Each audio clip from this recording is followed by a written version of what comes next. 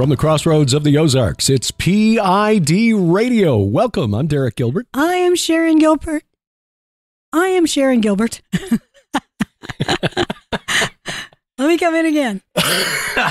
And I am Sharon Gilbert, and welcome to the barn. We're going to be out here in this beautiful barn that you helped make possible until the cows come home. That's right. And since we don't have any cows on this property, it's going to be a long time. Well, the last time they were here was the first year we lived here. Yeah. On this grass. Tree. They're on the other side of the fence all the time. Knocked down the fence between us and the pasture behind us. Yeah, it was pretty hilarious. Cattle wandered over. But the we'll grass talk really about, is greener. We'll discuss why cattle are a problem these days. And everybody's, yeah. Those cows who come home to roost. They are. Talk about mixing up your metaphors. Well, thank you for joining us. Thank you again for your support, which has made this workspace possible. You can find, if you are so led, and if you can afford it, because we'll talk a little bit about the economy here in just a bit.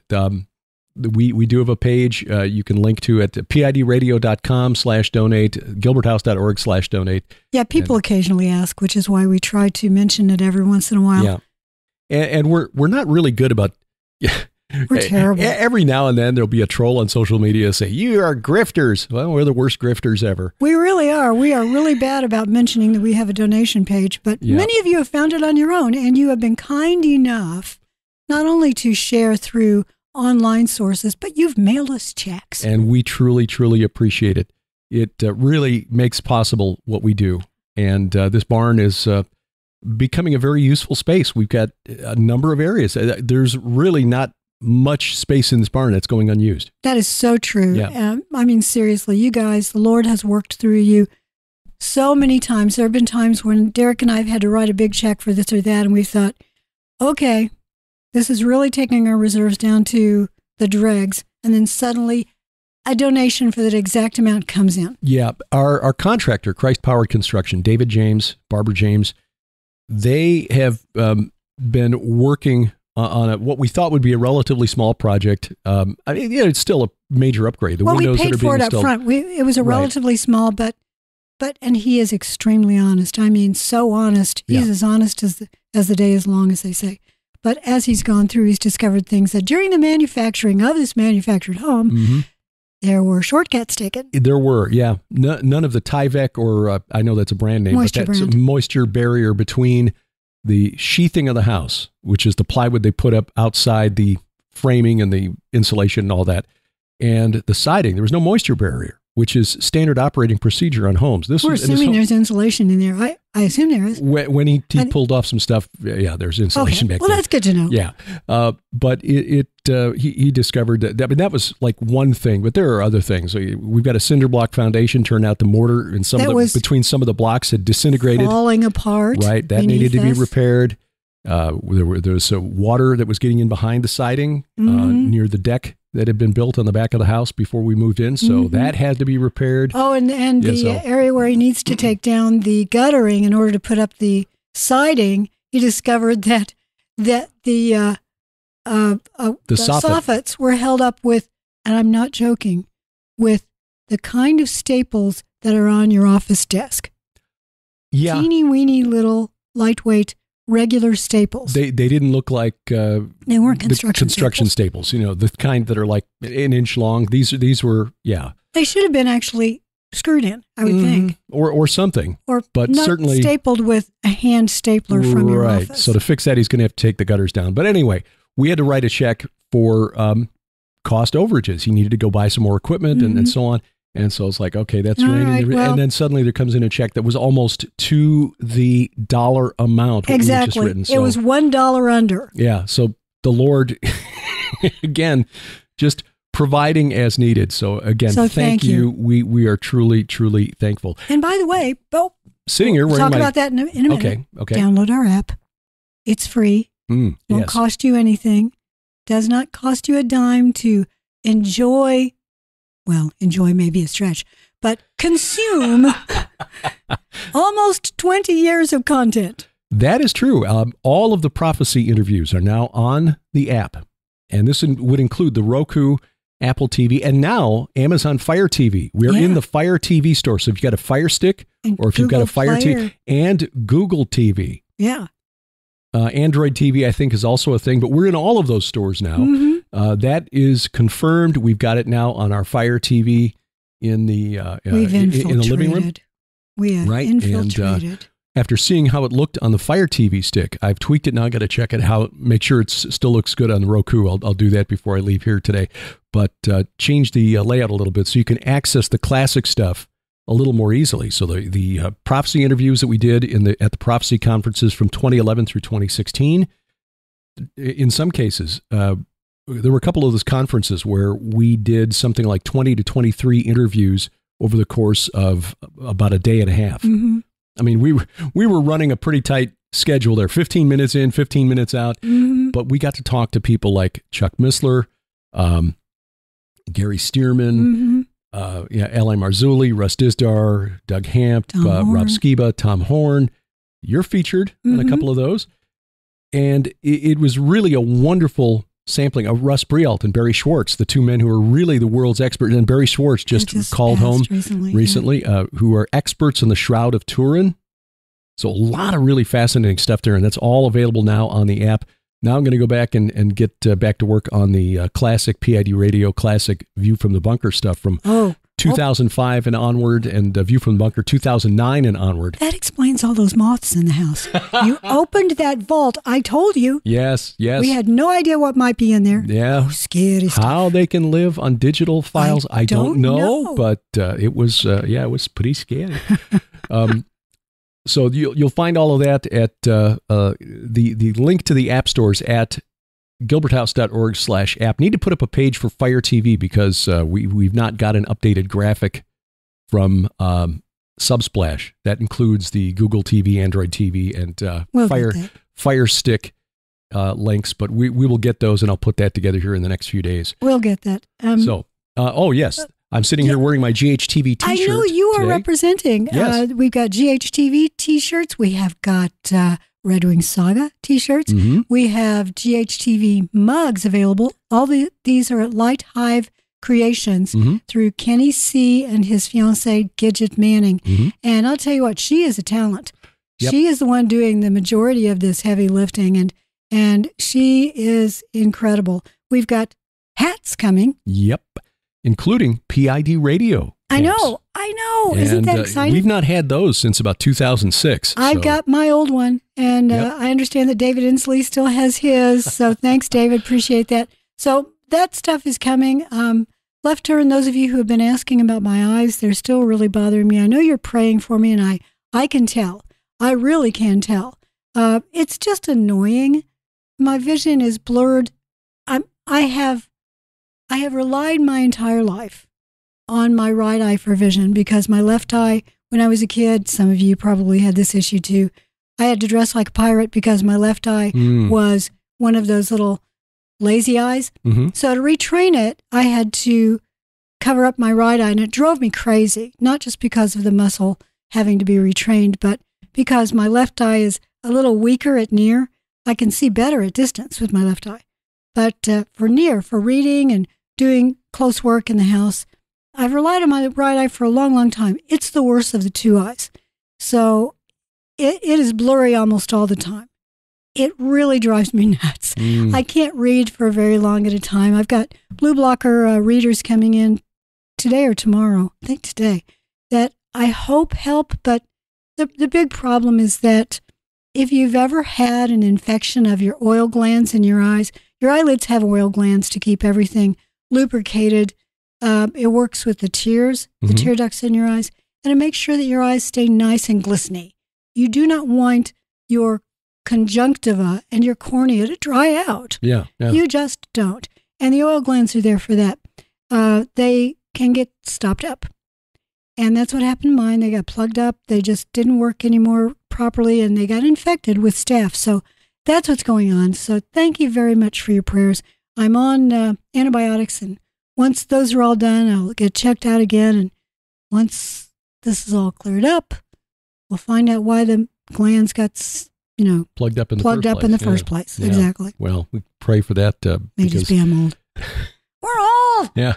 I just saw a study that shows that aging is not a steady linear I guess you'd call it degeneration or regression. No, sometimes you just fall off a cliff. Yeah, and they've identified those cliffs, one in your 40s and another in your early 60s. Mm-hmm. Well, I'm long past that. Yeah, well, I'm right in the middle of that second one. It's like, that explains a lot. I know. My legs have suddenly gone, all wobbly. So trying to work on some exercises for the legs to try to get some strength back. I really noticed it when we went to Israel last spring, and we'd been there 4 years earlier, 2019, walking on some rocks at the site of Gilgal Rephaim. There are a lot of small boulders out there. It's on a basalt plain, basically, which is rock that was thrown up by a volcano years ago. That area has some extinct volcanoes. And I just thought, man, these rocks weren't this wobbly when we were here 4 years earlier. No, I'm pretty sure that they rearranged them between our visits. Lubricated them or something. They did. I just got up and closed our door, the small door here in the barn, because the light was streaming in. And I'm really super sensitive to the light. So even that little bit, even these overheads are bothering me a bit. But we do need those. Yeah. Task lighting, you do need to have that kind of important. So I'm sort of sitting in the dark in the house. So anyway, that's sort of a natural progression, and there are, I guess, certain supplements and exercises you can do to help stave things off. But as my dad used to say, when you hit 60, the warranty expires and parts start to break. And they do. But I am living that out right now. I do not want to live forever in this body. I look forward to a brand new one. So these little problems, these bumps along the way, this is minor in the scheme of things. I got to tell you, we've got friends, and I know we'll get to the news stories in a minute. We've got friends that are dealing with quite a number of them. Grab that hat for me. Sure. That'll help a lot. Yeah. My Whispering Ponies cap, I wore it out to the barn so I could make it from the house to the barn in the bright lights. I'm like those gremlins. Yeah. That helps a lot. I just shielded out the overhead task lighting. We have friends who are dealing with big eye issues. And those individuals are, they're just dealing with some tough stuff. Some of them are undiagnosed. Others are under diagnosis and they're under care. I'm not going to name names, but many of the people that you and I have talked with in our milieu, right, who are in ministry, who try to have eyes to see spiritually, the enemy's hitting them in the eyes. I know. This is really a strange coincidence, if you're a coincidence theorist. It's a good half a dozen to a dozen people that would name, but I'm not going to. Right. Very strange. Very strange. Let me just leave it at that. Yeah. So pray for all those who are in ministry who are trying to see spiritually. You know, when I pray about this, and again, I know many of you are praying for me, so thank you. I believe in prayer, and you don't always see an immediate answer, but when the answer comes, it's big. So I'm looking for that big answer. Seriously, I am. And I ask you to pray for these other, you don't need to know their names, just ask for those who are in ministry. The Lord knows who they are. And I know many of you listening, you are dealing with those parts that are no longer under warranty. Or some of you may be really young, or you've got kids or grandkids who are suffering with physical ailments, and in some cases, other types of ailments. Emotional, mental sometimes, that may or may not have a spiritual root. So we just want you to know that Derek and I often pray for those unknowns. I pray for them every night. Those who are suffering, and you know the need, Lord. I ask that your Spirit work through my heart and my spirit to pray for them, because I don't know their names and I don't know the needs, but you do. Right. And we are called to pray for one another and to lift up one another and to minister to one another. That's one of the most heartwarming things about our little app in the group that has gravitated there, because there are a lot of prayer requests and prayer needs that are lifted up there, and people who are praying for one another through that little group. And that is really, I mean, it's not even 500 people, less than 400 people even. But that actually in many churches these days would be considered a decent congregation. Yeah. 500 people showing up on a Sunday. Yeah. Or a prayer meeting. Right. Imagine 500 people showing up at a prayer meeting. Can you picture how a church would change if 500 people came to prayer meeting. Amen. And hit their knees. Right. Boy, howdy. The world would be on fire. Well, I mean, you just had disciples who were on their knees praying. Look what happened then. We'll talk a little bit about that, but the app, it reminds me of something that our friend Sam Miller brought up at a conference in Nashville, where I served as... Oh, yeah, way back when. Yeah, called myself servant of ceremonies instead of master of ceremonies. I think that's better. Yeah, it was the Last Days conference in Nashville. Still have a poster from that conference hanging on the wall because some of the speakers there, just a wonderful gathering. Sam asked a question at a Q&A session toward the end of the conference about how we use technology, how we gather together in virtual catacombs, like the early church had to gather secretly in Rome when they were being persecuted by the Roman Empire. In the catacombs, the places where the dead bodies were kept. Where are the virtual catacombs? I would suggest that our app and other gathering places like it are virtual catacombs. Yeah. Because we are pulling together a group.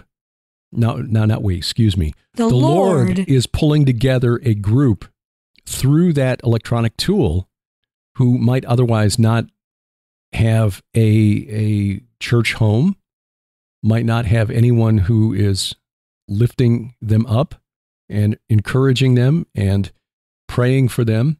And so we are just humbled that our little group, the Fellowship of the King, as you've termed it, are gathering together through that tool. And I will say again, we've mentioned the name of this company many times, Subsplash, the company that put this together. Most of the users of the app are physical churches, and they use it to connect small groups and Bible studies and so on, and post the pastor's sermons online. It's a wonderful tool for all of that. But media ministries like ours, Skywatch TV, Prophecy Watchers, Morningside, the Jim Baker Show, L.A. Marzulli, Doug Hamp, Ken Johnson, Casper McLeod. Just about everybody we know. Because we recommend this to everybody we know. If you want a tool to connect people virtually, both through mobile devices and through Roku, Apple TV, Fire TV, Google TV. And that isn't going to break the bank. Subsplash, God bless them. What the value they offer for what we pay and through what your support makes possible is so powerful. It would cost 10 times that from... We try to take advantage. Company. Yeah, we try to take advantage of as many of the tools as they've made available as possible, because it really is a wonderful thing. I mean, there's a Bible module in there, audio Bible with multiple translations. You've got the King James, the NET, the ESV.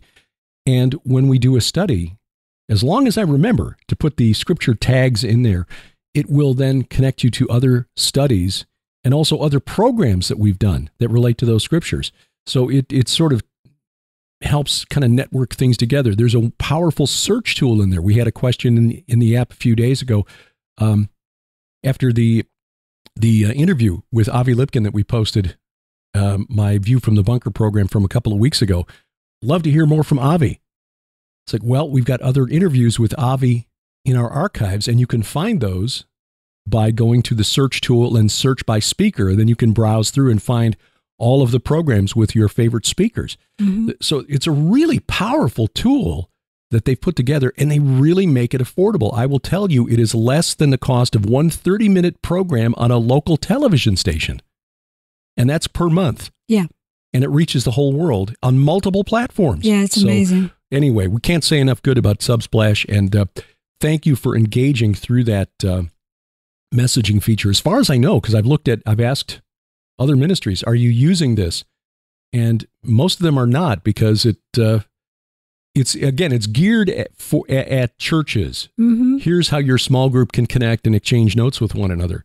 We're just using it differently. Yeah. But you, listener, are taking advantage of it, and we are very, very humbled to see that interaction and that interconnection. Amen to that. I was trying to think if there was anything else that I wanted to say before we dive into news. I'll jump into the news, and then we can decide whether or not I left anything out.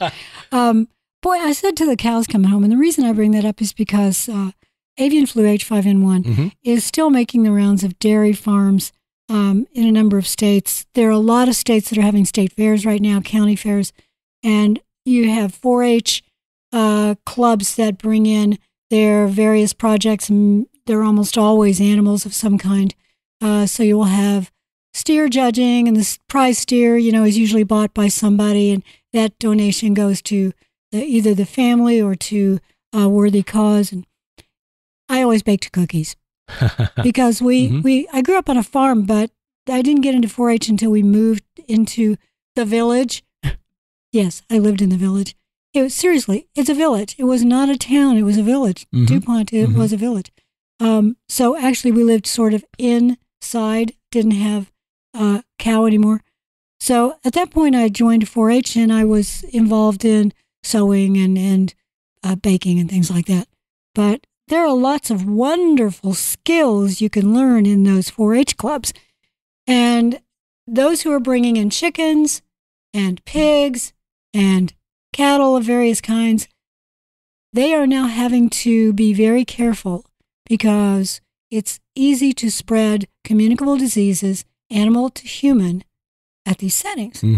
And if a human comes in, say you've been working with your animal and your animal has given you a mild case of the sniffles and you don't realize it's XYZ, you go to a big meet like this and you've spread it perhaps to your advisor and a couple of other friends and some family that come in to visit, and then they take it home to theirs. Those things can spread easily. Here's the good news. Right now, the human version of H5N1, as it stands in the United States, is very mild. Very mild. It's like a mild cold.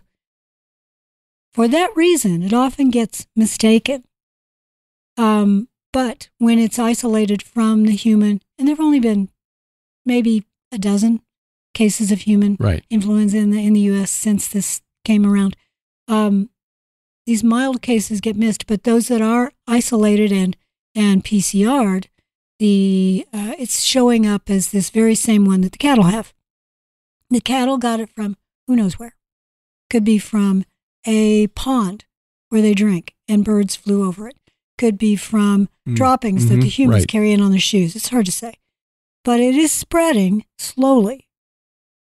Now, with that in mind, understand that this is now in just about every mammal species across the type of species across the world that you can name. It's in cats, it's in dogs, it's in cattle, it's in humans, it's in marine animals, it's in species like penguins. It's all over the globe, and it seems to be really spreading. Some species are more susceptible at this time. Cats, for instance. It's 100% fatal in cats. Wow. 100% fatal. Yeah. I've only found about 30 cases, but they've all died.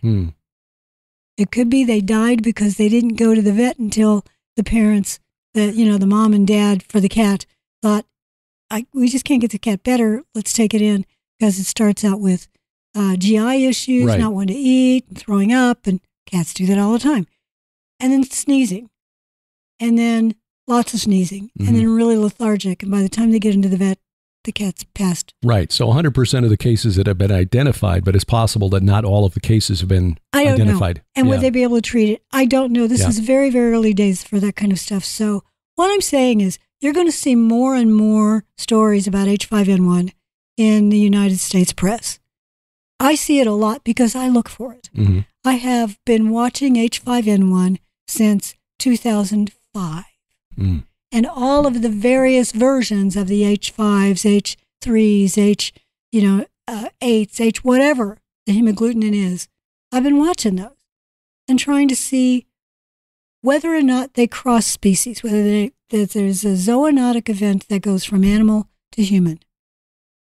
What we do know, and I mentioned this last week, I think, is that because humans can catch it from dairy cattle, that there's something about dairy cattle, and it seems to be the receptors, that there's a human type of receptor in their lung tissue as well as a cattle one. It may be because of that they're able to spread it to us. But that also makes them sort of another mixing vessel for viruses, much like pigs are. So far, it's not shown up in pigs. But on a related note, because I look at these zoonotic events all the time, and I look at what plague is breaking out here and what's happening over here and what mystery illnesses are coming up here that nobody's named yet. Been doing that since I've known you. I've been doing this for a long, long time. Mpox. They used to be called monkeypox. Mpox. It's not for monkeys. It was just originally was isolated from a monkey. Mpox made the rounds here in the West throughout certain demographics. And because of that, it was sort of, okay, well, that demographic will all get smallpox vaccines, which sort of was like putting a screen door on a submarine. Yeah. It felt like you were protecting them, but it wasn't perfect. In other words, some things got through. Or maybe an ill-fitting window, but it wasn't a perfect vaccine. Now there's an Mpox in Africa that is in the DRC, as well as a couple of cases in neighboring countries, and some of the countries have closed their borders with DRC because of this. Mpox is awful. It has it's a smallpox type rash all over your body. Sometimes it goes into a black pox form where you can actually lose large portions of your skin. It is 5% fatal in adults. This particular clade, in other words, this version of the virus, is 5% fatal in adults. And there have been many, many thousands of cases. And 10% fatal in children. This is not a fake disease. Yeah. This is a real disease. Mpox, monkeypox, they used to call it, has been around for a long time. A long, long time. It didn't just appear when we learned about it over here. So that's one that I'm taking a long, hard look at because it's already developed into a few cases in Europe because there's a lot of travel back and forth between parts of Africa and Europe, especially amongst Doctors Without Borders. Right. And there was a story this week that Mpox virus has been detected in wastewater in a couple areas of San Francisco. Yes. Now, whether or not it's the same clade, that's what I'm interested in. Because it may actually harken back to that certain demographic I mentioned earlier. Sure, yeah. But the World Health Organization, I know that, look, if you don't trust them, I get it. I don't know how reliable all the doctors are on that because certain incentives can pass from one organization to another. I'm not going to name any names, but I would like to think, because I went into science with good motives. I had a lot of friends who were in science for good reasons. I'd like to think that if you climb up that chain and have a little bit of authority, that you still have your good reasons for being in there. So I'm not going to just say, okay, you're all evil. I'm going to try to believe that at least some of them have really good intentions for humanity, because the reason I'm bringing them up is because they just declared a public health emergency of international concern. And that means that all the world governments start to take a look at it, put a little bit of money aside in case and start to, okay, we need to buy some PPE for high-risk populations, that kind of thing. And they put a little bit of money into that smallpox vaccine that allegedly works against Mpox. But since this is a different clade, it may not work at all. Right. And as you say, there is a level of distrust after the pandemic and what they did earlier this year with the amendments to the international health regulations. I so agree with that. And that's my reason for being really suspicious. This is on the heels of that vote. Right. Where the amendments were voted in. We need to take over the world because you people can't remember to wash your hands or whatever. And theoretically, they go into effect next year. Right. Well, so we shall see. Not supposed to be in effect yet, but I think all of the various countries get to take a look at, let's look at this one more time before we say, okay, yes, we're going to do this. What did we vote for again? Yeah, and it would be easier to ascribe good motives to WHO if they weren't trying to classify things like dis, and malinformation as an infodemic, and claim that they should have the authority to manage information flow because bad information is infectious. Let me just say that may actually not be. You may not be able to follow that thread all the way back to the World Health Organization and lay the blame there. I think they maybe get thrown under the bus. Could be. Because they're given all authority. Mm-hmm. But that's not where all authority in the final kingdom lies. It doesn't rest with the World Health Organization. No, I think it's a multi-pronged, ironically, information assault or PSYOP. Trident? Yeah. PSYOP or... what do they call it? Military Information Support Operation, a MISO. I think so. Because we hear it from other organizations like UNESCO and also from progressives, liberals. We've talked about last week about the UK Metropolitan Police Commissioner wanting to extradite people from other countries for inappropriate posts on social media. Isn't that ridiculous? Come on. You don't even prosecute crime in your own country that are real crimes. Yeah. And yet you want to go after this in another country. Yeah, it's almost like they're trying to stoke anger and provoke open rebellion. I think that's part of the enemy's plan. And by that, I mean the spirit enemy behind all of these. Right. Our natural inclination, mine at least, is to go after the human. Why you? Mm-hmm. But ultimately, even though humans have free will, ultimately the spirits behind the scene are the ones, they're the ones who are really plotting all of this revenge against the Almighty. They're using humans as shields and as hands and feet to get it done. Well, we need to take a break. When we come back, oh gosh, we've really blathered. We really have, yeah. Sorry I about know. That. We but there are a couple of things we need to tell you about that will affect or have already affected you personally, dear listener. A massive data breach that went unreported. That is affecting literally billions of people on this planet, and a medicine in your your that's a big one. Medicine cabinet that may contain benzene. Yeah, that's bad. Yeah. Benzene is no. Yeah, well, we'll tell you about that after this. P.I.D. Radio continues.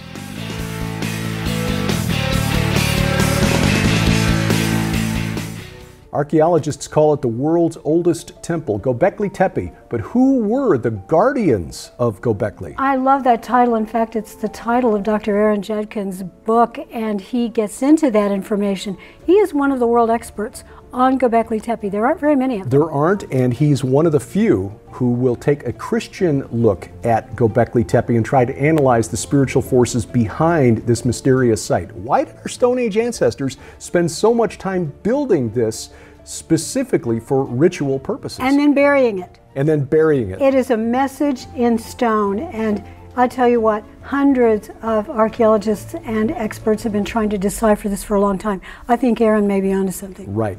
This is a 60-minute conversation that Aaron and I had about Göbekli Tepe. You can get it now at our special introductory price, 20% off. But this special offer is only available at our online store. What lies beneath? 20% off now at gilberthouse.org/store.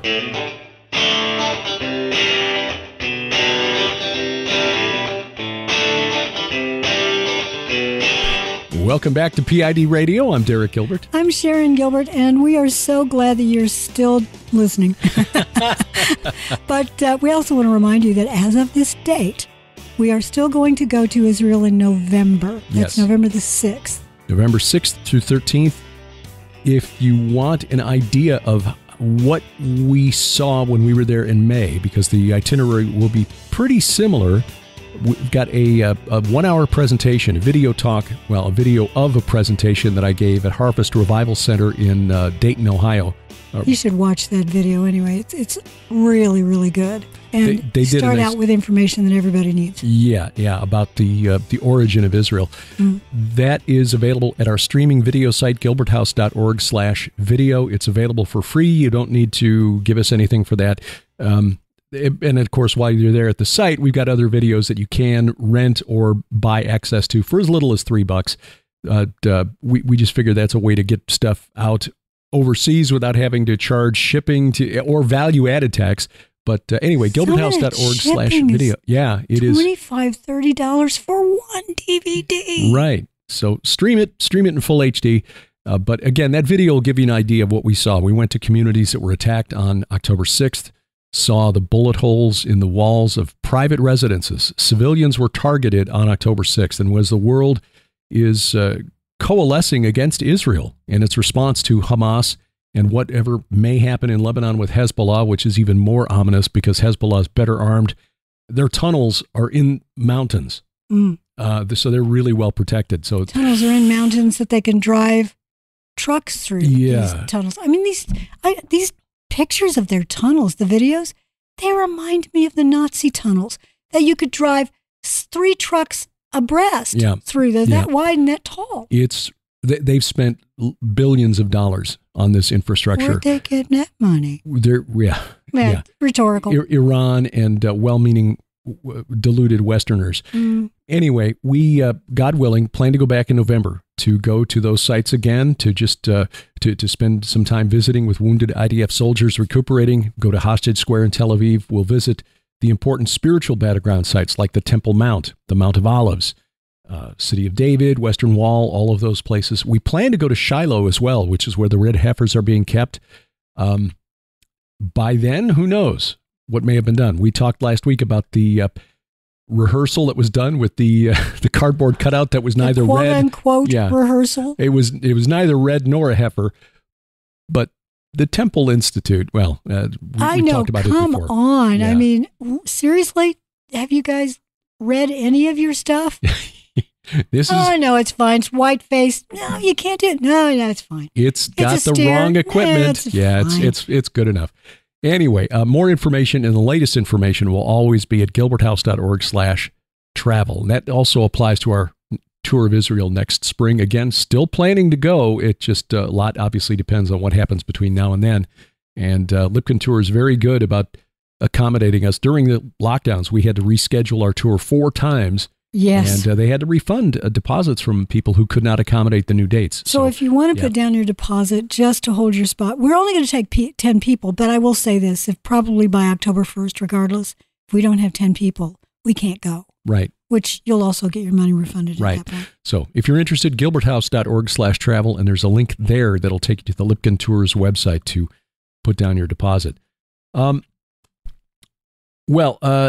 big data breach. This is a big story, especially because it was not reported.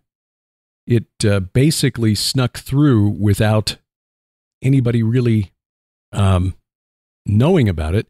And of course, I had the story up and then I switched screens. Why did I switch screens? Which story was that? The one about the massive data breach. Oh, sorry. You go ahead. I'll find it. It was some 3 billion names, 2.9 billion to be exact. That $2.9 billion records, including Social Security numbers stolen in data hack. There it is. U.S. DOD claimed it had allegedly stolen, the hacking group had allegedly stolen personal records of 2.9 billion people from National Public Data. So National Public Data, there's a background check company called Jericho Pictures Incorporated, but their business name is National Public Data. Jericho Pictures? That's a weird name. Yeah, Jericho, but it's not spelled like the city. It's Jerico. There's no H in there, so maybe Jerry something. Anyway. I see what you're saying. The report was first published by the online news site called Mashable, which looks at tech news. Confidential data exposed and stolen.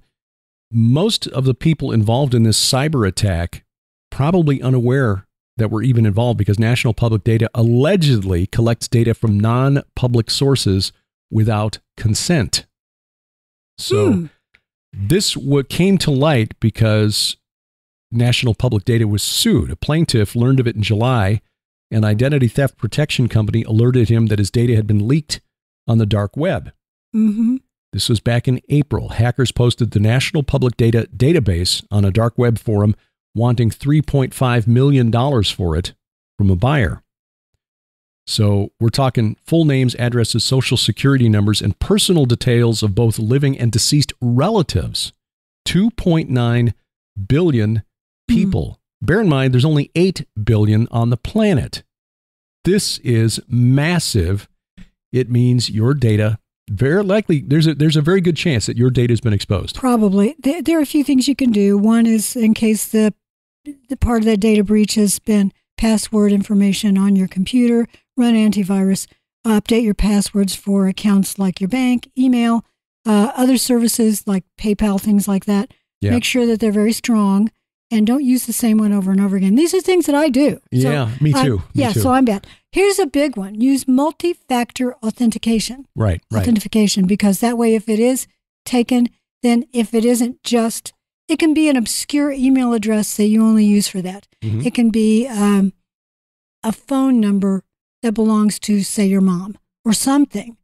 I have two-factor set on everything. So I get a phone. If I log in myself on a device that's not been logged into before with that, I get a notice on my phone. Yeah, text message comes in and you need to access, they'll send you a 6-digit code or something and you've got to punch it in. I'll tell you, I love our bank. I love our little small town bank because we're constantly getting, did you guys buy this? Yeah, especially when it comes to the end of the month, the subscribe and save stuff from Amazon. Because anything that's over a certain amount, did you guys buy this? And even Fidelity, which is our credit card, which if you travel a lot, you've got to have one. We always pay it off each month. But there are a lot of states now in some countries that will not accept your debit card. Right. So anyway, it will sometimes contact you. Did you do this? Are you buying things in this country? Yeah. Or at this hotel? Right. We found, I forgot about this last time we were traveling, when we were coming back from the Go Therefore conference. We stopped in Charlotte on the way back. That was our connection, and went to get lunch. And I wanted to use our debit card just to, let's not put anything more on the credit card. And they wouldn't do it because I forgot the Carolinas, North Carolina is a state that our bank will not allow our debit card to be used. Colorado, Texas are two others, and probably lots more. Those are just ones we know about. Right. So, but you're right. There are common sense steps that you can take. And yes, it's a hassle, but it's less of a hassle to turn on a strong password that you probably can't remember. and two-factor authentication. Here's a crazy idea. Write it down on a piece of paper and put it someplace in a lockbox. Yeah. So you know where it is, but it's not online. Yep. Because even if you're storing it in the cloud, which, again, use the cloud a lot, use Apple's iCloud for a lot of things to connect our devices. I'm just as guilty as anybody else of these things because it's convenient. Right. But it also makes it more convenient for hackers. Yeah. So, you can also go to credit bureaus and have your credit checked just to see if anybody else has used your social security number. Yep. There was also, by the way, another massive breach that took place called RockU 2024 just a few months ago with more than 10 billion user accounts that were exposed. So, again, that's more than the number of people on Earth, but some of us have multiple accounts at multiple websites. So, there's a good chance at some point some hacker somewhere has scooped up a bunch of data that includes you in it. Every now and then Apple will send a notice saying your password has been part of a data breach. And I'm like, oh yeah, okay, I'll get to it later. But need to address that because it would be really bad to have our stuff taken and knocked offline because somebody stole our passwords and changed the login info. Yeah. Or here's an idea. What if somebody steals your phone? Yeah. And that stuff's still on your phone. Mm-hmm. So if they can get into your phone, then they can get all that stuff. Right. We need to be better about that. We do. Yeah. We are not great. By the way, if I were going to put on a conspiracy tinfoil hat right now, I'm wearing a hat, my Whispering Ponies hat. Line it with foil. That way no one will know. Could. Maybe I did. Maybe that's why I can't think anymore. I didn't look in there. Oh, well. If I were to put on my hat, I might look at all these data breaches and think, somebody will come along and say, here's a way to have a unique identifier. Yep. And it will never, ever, ever be breached. And if you sign up today, you get 10,000 quadloos to start out your own little protected account with this identifier. We'll just embed this rice grain-sized RFID chip. It's not even that big. It's so tiny. It's got to go in your right hand. Got to go in your right hand. Or you could take the forehead one. Doesn't it just say in the hand of the forehead? Well, let me look. Just thinking that the fallen realm, their left-hand path. That is true. Let me check that out. But yes, you know where we're going with this, the Revelation 13 Mark of the Beast sort of thing. Let's see. There we go. So we marked on the right hand or the forehead. You win. Ding, ding, ding, ding. You win this round. All right. You win the hand. Well played, Mr. Gambit. Well, check your medicine cabinet. Please do. Yeah, because... Not for data breaches. But it was revealed this week that certain generic brands of Mucinex are found to contain benzene. Yeah. This is a product that helps you to expel mucus that's in your lungs when you've got an infection or you're just fighting a bad cold, chest cold. Right. And you and I've used it in the past. It really does help. Yeah. Now, this does not apply to the name brand version of Mucinex. Mucinex is clean. That's fine. Right. But the FDA, believe it or not, the Food and Drug Administration allows for the inclusion of Mucinex in certain medicines, and so it's they were generally regarded as safe. I guess the brand name medicine, which is made by a company called Reckitt Benckiser, uses a benzene-free carbomer, carbomer, or whatever you pronounce it. Carbomer. Yeah, generic versions sold by CVS, Walmart, Target, and Walgreens. They're store brand versions. The cheaper alternative use a cheaper carbomer containing benzene to achieve the same 12-hour extended release effect. Despite international warnings, the U.S. still allows benzene and has allowed benzene in drugs for decades. And this is coming to light because tests have revealed that in some of these drugs, the levels of benzene are dangerously high. It is a carcinogen. As with many things in this world, that shouldn't be in our food or our medicine or in dyes or anything. But it's cheaper. Yeah, it is. There's about a $4 difference in the cost between the store brand and Mucinex.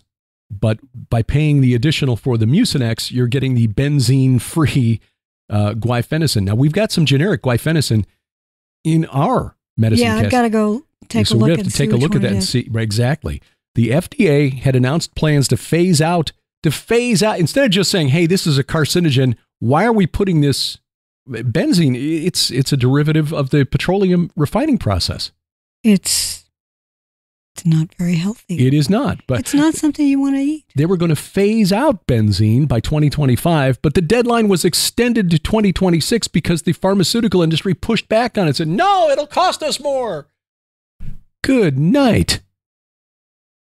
So guaifenesin, which is it's an expectorant, basically helps loosen the mucus in your lungs, and so you can cough it out. It's a little commercial where you see the little bit of glob that's sitting there in a wheel in an easy chair reading the paper. Right, and you want to cough him out. You don't want him living down there. Yeah, it probably I think is a good rule of thumb to go for name brands. I know it costs more, and we do this with Benadryl. I agree.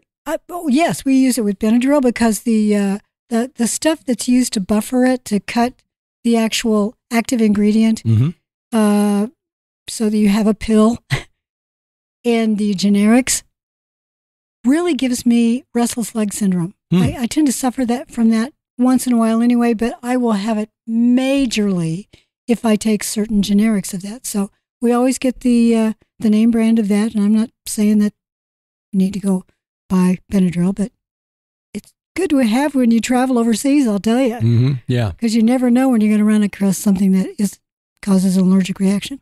And it does. Tylenol, I like the brand version of that better than the generics for the same reason.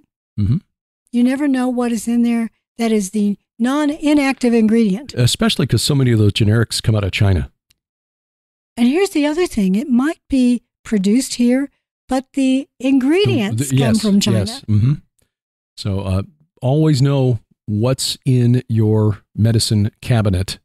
Couple of geopolitical things to mention.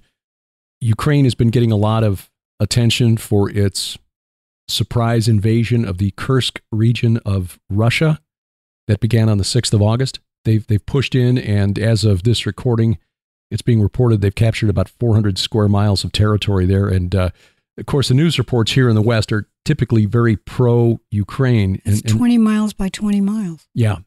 So when you look at a map of Ukraine from like the Institute for the Study of War, which is a neocon think tank, just so you know, but their war maps show territory under Russian control, territories that are being contested, territory captured by Ukraine. Mm-hmm. That little bubble that Ukraine has pushed into the Kursk region, which has forced 120,000 people to flee. So it's not, this is not a nothing burger. It matters to them. It matters a lot.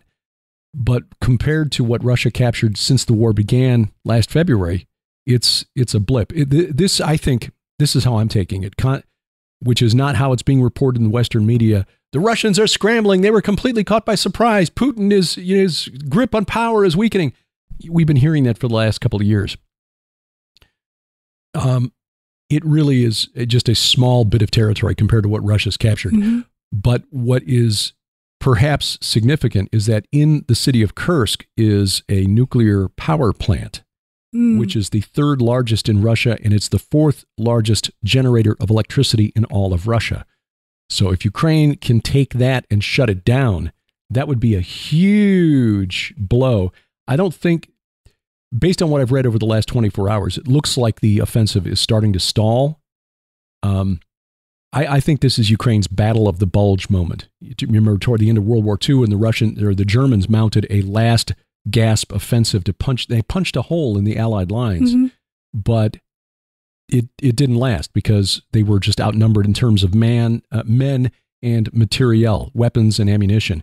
And that's the case for Ukraine right now. They are overwhelmed when it comes to manpower and ammunition and weaponry. This is also an information war. There's a PR move taking place to try to keep the West funneling money into Ukraine. Right. There have been, so many hundreds of billions of dollars have gone into Ukraine. You have to ask, can you tell me why they haven't won? Yeah.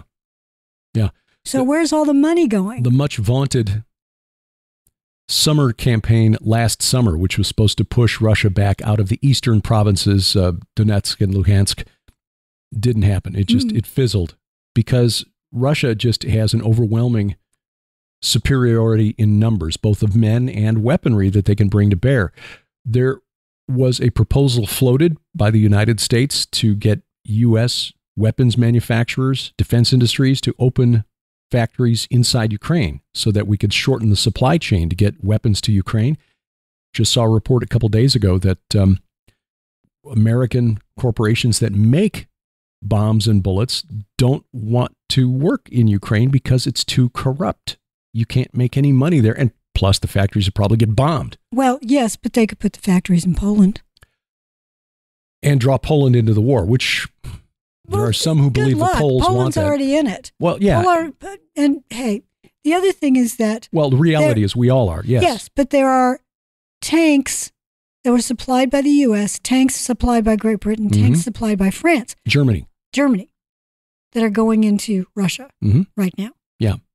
And if Putin wants to, he can say, well, clearly, I'm now at war with the U.S., with Germany. He did this week. Russian defense ministers. That because they're basically saying it is a proxy war, but NATO is at war. Russia is at war with NATO. And it's because we've been funneling all of this money and weaponry, and we've got boots on the ground there. Oh, they're just advisors. I know, but here's the thing. They've been someone other than Putin, some spokesman or someone from his, circle have been saying we're at war with NATO from almost the first day. Yeah. The day will come, and I think it's rapidly getting here, when he really will say, I am at war with NATO. Mm-hmm. Or NATO is going to be so busy down in the Middle East. Well, yeah. Yeah. Turkey is part of NATO. That is correct. Yeah, I think this is going to wind up fracturing the NATO alliance because Turkey is not going to want to cut its relationship with Russia. It's tangled webs. There also are stories floating around here in the United States about requiring military registration for young women as well as young men.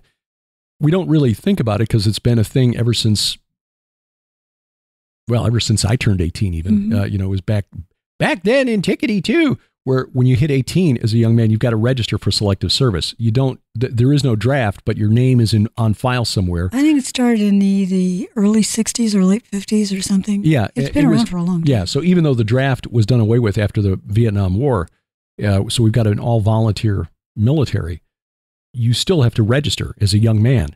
And now there are some in Congress who are pushing to get young women to volunteer as well. And I think when the rubber hits the road, and parents are looking at their daughters having to potentially go and fight in Ukraine, I think that's when the American people will say, okay, look, we've sent over $100 billion worth of stuff to Ukraine already. I'm not sending my daughter too. As much as we talk about equity and inclusivity and diversity, I think that for a lot of parents will be the final straw. Well, Israel does have women soldiers. It does. Has had all along. And because women were fighting during the lead up to 1948. Right. That did not go well for those soldiers who were taken captive. No. Any more than it went well for the civilian women that were taken captive. Right. So if you put a female soldier on the ground in a Middle Eastern context. Yep. First of all, in any war context. I just do not think you're just physically different. Yeah. Warfare means you take a lot of heavy equipment with you. You're in tough circumstances. You have to move that heavy equipment on your legs, and in some cases, crawling along the ground, sometimes for tens and tens of miles. And then you have to be strong enough at the end of that to fight. No. That's hard enough on our young men. Don't be asking young women to do that. And besides, a lot of the reason women haven't done it historically is because they have the babies. And you can have one guy and 50 women. As long as you got the one guy, you're okay. As long as he's shooting. But other than that, not shooting blanks. Yeah. But in other words, you don't need a lot of men to keep your population going. Right. You need the women. You need the women's. And you're right. The stories that have come out about the way women who were captured on October 7th were treated is horrific. One of the great humiliations suffered by Israel, and this is really a black mark on the IDF, was a unit along the border of women who were unarmed and thus undefended. And they were overwhelmed and taken by Hamas and not treated well. So, yeah, somebody's head going to have to roll, and there have been some in the IDF hierarchy that have resigned over this. It is not clear yet that Netanyahu politically survives this, although the most recent polls show that Likud is now ahead of Benny Gantz's Blue and White Party for the first time since last October. Yeah, so I know. Benny the Magician, they call him, because he always finds a way to survive. But as our friends over there tell us, Netanyahu is an outsider. And while there are conspiracy theories that posit that Netanyahu must have known because this failure of the IDF, failure of intelligence was so egregious, it must have been deliberate. Our friends over there tell us that the IDF doesn't tell Netanyahu everything. They only tell him what they think he should know. Well, I'll say again, it's a deep state thing. Nearly every military is that way. They don't tell their temporary leader what is really going on. Right. In the United States, it's really a military intelligence complex.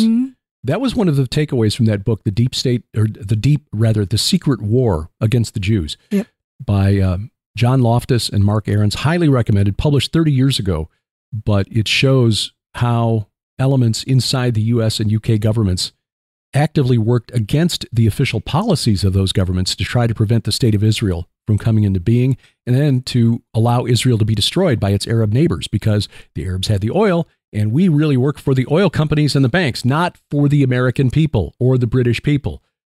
It's shocking, but that's true.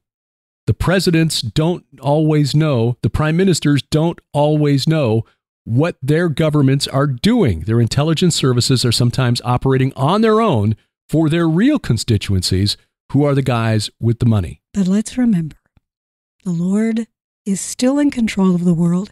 He still knows where everything is going. He is still working everything together for good, according to his purposes. He's seen the end from the beginning. Yep. He's laughing with derision at what sits in the heavens laughs. He's laughing at the fallen realms, plots and plans and devices and the way they're working through this little cabals of humans. And he has already matched them for wit in many ways. But he's already won the game. They just don't see it. Right. He's operating outside of time, so he already knows what their moves are going to be. So what I'm saying is put your trust in him. Yep. Pay attention to what's going on in the world. Pay attention to what's going on, with your bank account, things like that, and what's in your medicine cabinet. Try to eat well. But don't fret. Do not fret. Rest in the Lord. Have patience in him, and he shall give thee thy heart's desire. Mm-hmm. And we all desire to see Jesus again. That's coming. Amen. That is coming. Well, we got a question. I just wanted to add one more thing. Sorry. Yeah, I know. That's all right. I can see the clock. Just one final note. We're still waiting for whether or how Iran is going to respond to Israel. And Israel's foreign minister, Israel Katz, said on Friday that he expects the U.S. and Britain and France to respond with an offensive strike against Iran. Preemptive? If Iran attacks. Oh. So if Iran attacks, it would not just be Israel responding, a retaliatory strike, but none of those three nations, the U.S., the U.K., or France, had said, yeah, we'll do that. Katz may have jumped out ahead of the game there. Well, hurting Katz, Benjamin Netanyahu's tough job. Yeah. So the readout of the meeting later, because Katz was meeting with the foreign ministers of the UK and France, he may have spoken a little too soon, but we will see. He may have told you will say this. Could be, but the readout kind of walked that back a little bit, omitted the statement about. So we shall see. But as you say again, there's a lot of high weirdness. The Lord has foreseen all of this, and so we just ask you to pray for the peace of Jerusalem. He's even foreseen the question we're going to answer. Yes. I haven't. This is from Ashley. Oh, hi, Ashley. She writes, I wanted to know, doing the fellowship Bible study every Sunday and speaking to you all on the message board, is that the same as assembling together as the church? Well, I'm going to give you a multi-pronged answer. One is the word church, ecclesia. Mm-hmm. Now, this is getting into today's headlines. Did you know, Derek, that the Church of England has decided in many cases to omit the word church? I saw that story. It's too offensive. Saw the headline, but I didn't. Too dividing. Really? Yeah. Really? Yeah, we want people to feel welcome. The word church turns you off. I know, right?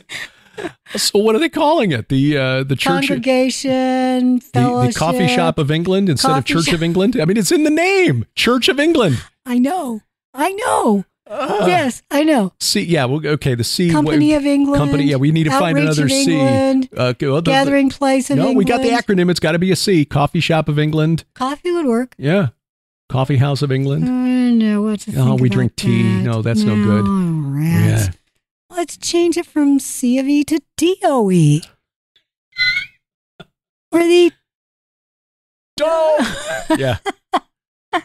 Oh, gosh. Well, yes, the word church. We are admonished to never forget the gathering of ourselves together. And I do think that in a virtual way, we are all gathered throughout history and throughout time and throughout space by the Lord, because we are all part of his body, regardless of when you lived or where you live. Mm-hmm. So yes, I think that it does form that gathering together. But I can tell you from those people who go to a physical church on Sunday that really meets their needs spiritually, or who just go to a conference now and then, mm-hmm. who are in the same room with fellow believers, and you actually touch.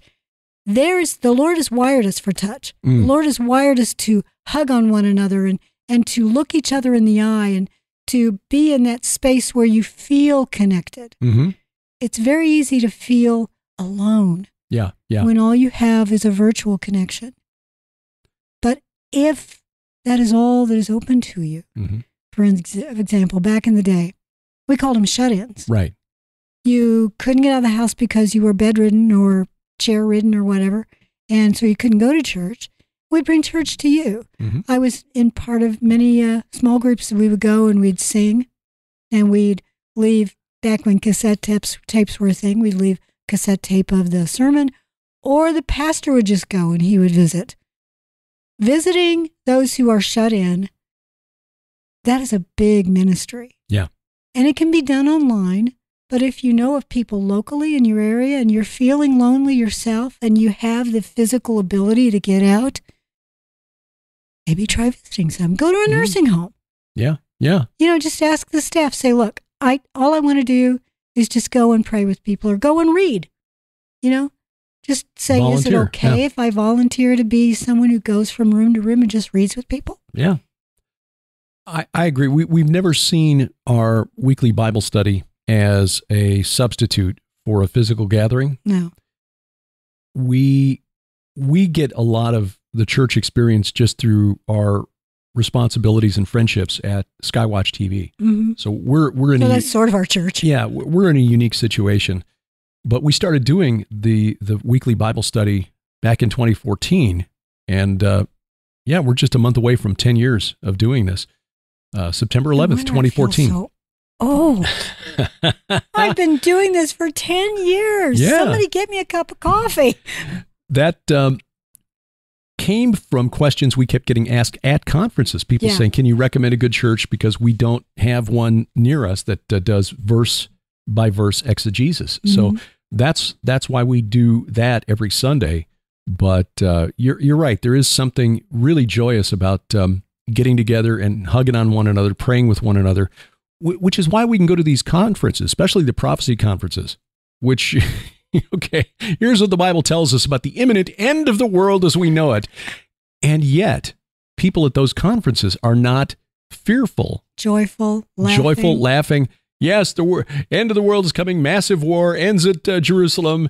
Death, destruction, nuclear, and yet people are joyful. Not that we're voyeurs looking forward to watching the world blowing up around us. Not at all, because we know there will be a lot of suffering that comes out of this. But James says to consider that all joy. The pressure applied to us by the enemy means we're getting in their way. Yes, and it refines you. Yeah, like silver in the refiner's fire, like steel being alloyed to become stronger. So does this count the same as assembling together as the church? I guess the answer is sort of a yes and no. This, I guess, is a supplement to... It's not a perfect fit. No. It's an apple compared to an orange.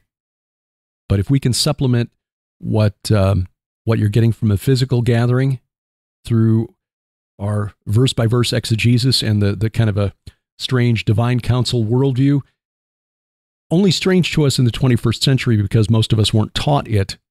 This would not be strange at all to the first century church. That's so true. And P.I.D. radio, Gilbert House Fellowship, all the things we do, that app, benzene free.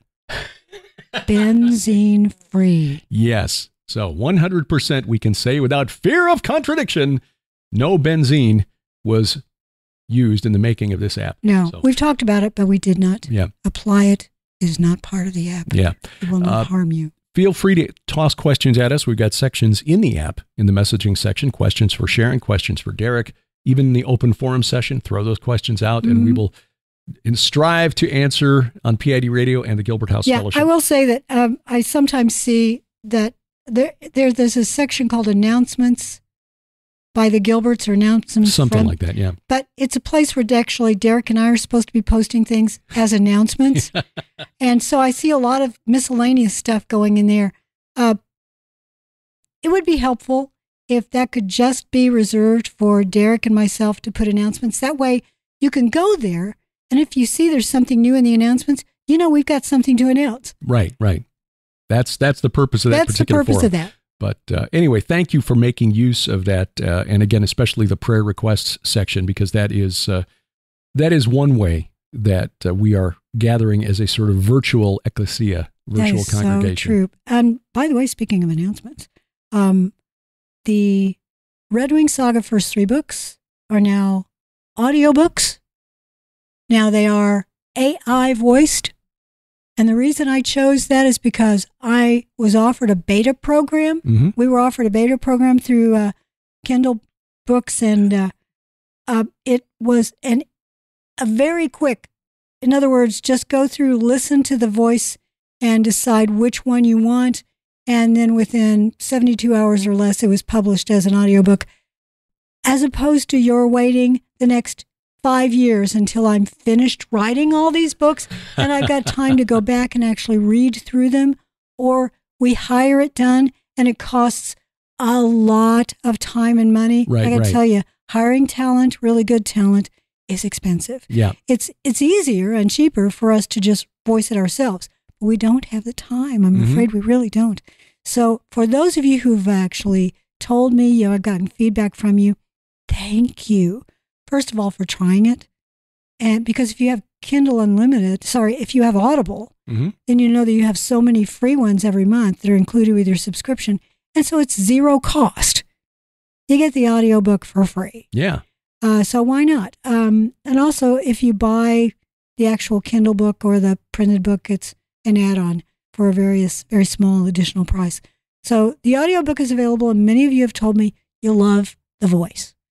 I got to tell you, this British female voice, she did a great job. The AI did a great job. Fits perfectly. And as long as she's not adding to the content by saying, oh, and by the way, I just like to tell you, you're special. Because you're listening to this, you're special. So. Yeah. Don't stop listening. No ad-libbing. No ad-libbing. No, please, no ad-libbing. Yeah. You know, those of you who go to X, if you have a premium, which I did, it's an annual fee just so I could have the blue check mark. But there are some other perks that go along with it. You get Grok for free, which is the AI that you can ask all sorts of stuff. There's a fun mode on Grok. I love that. Yeah. I love the stuff where you get the day's big headlines from Grok, and Grok has some of a wicked sense of humor. Yeah. It's like the Babylon Bee. Yeah. Almost. Yeah. It is. It's really good. Breaking news. My first novel, The God Conspiracy, is now out on Audible as well. Which voice did you choose? I chose a male American voice. So it seemed to fit that better than a British accent. I don't know if it got a male British accent. There was AI not. voice. I was going to choose a male British, but there wasn't one. More of an adult sounding male voice. So that is also available on Audible. We will add links in our store. So if you go to gilberthouse.org/store on those novels, the link to the Audible versions will be added to those books later today. Yeah. And thank you very much. By the way, as we said last week, in Armageddon Strain and Winds of Evil are now available, not only as printed books in our new publication with the brand new Jeffrey Martis covers on them, but also as Kindle books. They're not Audible yet. They're not, because what Amazon is doing is they've offered a beta on Kindle books that have sold well. And they've sold well because of you guys. So thank you for that. Yeah. Well, I'll have to get Iron Dragons up there as well. I'll have to check first to see if it's eligible. Not sure. Well, we'll find out. Oh, it is. It is. Oh, yeah. So I'll work on that today. Thank you for that one too. So yes. So you've been asking for audiobook versions. There are early editions that I recorded almost 20 years ago of The God Conspiracy and Iron Dragons that are available on Audible, recorded and for free. And they're available for free because these were recorded for a website called P.I.D books back in 2004, 5, 6, somewhere in there. Weren't they bought out by? I think they sold all of their content to Audible, which is why Audible has these. Ah, gotcha. Which is why they can't charge for it. Because, One of our folks on the app pointed out that those books were there. I'm like, how did they get there? Well, it's you reading it. If you want to hear Derek read them, then there you go. But these are older editions. They've been modified and edited for the newer editions that we republished here recently. Right. So, I did not modify Armageddon Strain and Winds of Evil because I wanted them to be in the original condition because some of those things have come to pass. Yeah, and I also drew on the Armageddon Strain for the God Conspiracy. And, so I didn't yell at you either, for drawing all over it. I said, look, this is a cute little horsey you've drawn here. Yeah, but, use your own crayons next time. These are mine, the big fat ones. Oh, it's the box with the built-in sharpener. That was really great. I know. Well, again, we are so delighted to get to share this blather with you guys, and we're sorry that we spent so much time on blathering that we've missed some of the time for stories. But story time will be, maybe you'll get some story time in my new podcast. I'm putting together a podcast called, which I think is going to be now in September sometime, called The Armored Sheep. And I finally just put together my own graphic for it. Jeffrey Martis, I talked to him about it, and he was going to do it. But Jeffrey, God love you. You are so incredibly busy with Defender projects. I get it. And everybody else has figured out how good your covers are. So exactly. When people ask, who did your covers? And we tell them, we think afterward, darn, why did we give his name out? Yeah, exactly. Well, he can use the work anyway. He is, as with many graphic artists, who are reasonably priced and extremely talented. Trust me, Jeffrey, this is a labor of love for him because he does this almost like a ministry. He doesn't charge nearly as much as he should. Jeffrey's going to bump up our prices next time for saying that. Well, but he could charge more. Well worth it. Well worth it. Yeah. So I put this one together. I've got some minor chops, but not Martis chops.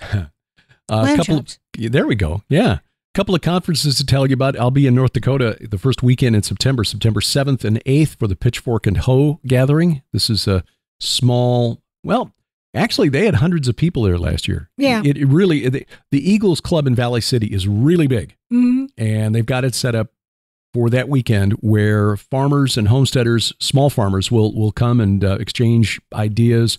There'll be seminars on best practices. And then a couple of crazy Christians, me and Doug Hamp, Dr. Doug Hamp, coming up from Colorado, and we'll be speaking there that weekend. I'll be speaking on Saturday afternoon, September 7th, Sunday afternoon, September 8th. Talking about our forthcoming book, The Gates of Hell, and The Secret History of Israel. Oh, yeah, that's going to be really good. Yeah. I'm so glad Doug Hamp is going to be up there. One of these days, we need to have a conference that is just Doug's. Hamp. The Dougs. Woodward. Krieger. Yeah, we know. Van Dorn. We probably know a dozen guys in ministry whose first name is Doug. Yeah. Or it could be all, either Doug's or Derek's. Well, it could be, we could make it Doug's and Mondo's. Yeah, there are a lot of Mondo's too. Gonzalez, you wouldn't think so, would De La you? Vega, yeah. Yeah. Well. But yeah, and in December. The Christmas in Branson Conference. This is the Prophecy Watchers Conference coming to the Chateau on the Lake, a beautiful hotel overlooking Table Rock Lake in Branson.